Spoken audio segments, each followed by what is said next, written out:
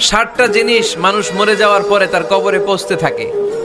ইন্না মিম্মা ইয়ালহাকুল মুমিন মিন হাসানাতিহি বা'দা মাউতিহি, মানুষ মরে যাওয়ার পরেও যে 60টা জিনিস তার কবরে পৌঁছায় তার মধ্যে একটা হচ্ছে মসজিদান বানাহু, সে যে মসজিদ বানিয়ে গিয়েছে ওই মসজিদের সওয়াব। সুবহানাল্লাহ পড়েন। আপনি টাকা দিয়ে মসজিদ বানিয়ে দিলেন, ওই মসজিদে মুসল্লিরা নামাজ পড়ে, রোজাদাররা এসে ওখানে ইফতার খায়, তাহাজ্জুদ আদায়কারীরা তাহাজ্জুদ পড়ে, তাদের সওয়াবের কমতি হবে না, কিন্তু তাদের সওয়াবের একটা পার্সেন্টেজ সওয়াব যে ব্যক্তি মসজিদ বানালো তার আমলনামায় আল্লাহ ঢুকিয়ে দেয়। এজন্য বেশি বেশি মসজিদ বানাতে রাজি আছেন তো?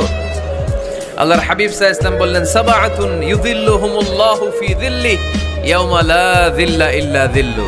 7 শ্রেণীর ব্যক্তিকে আল্লাহ তাআলা কিয়ামতের দিন আরশের নিচে ছায়া দিবে, যেদিন আল্লাহর আরশের ছায়া ছাড়া কোনো ছায়া পৃথিবীতে থাকবে না। সেই দিনটা কি এই দিনের মতো?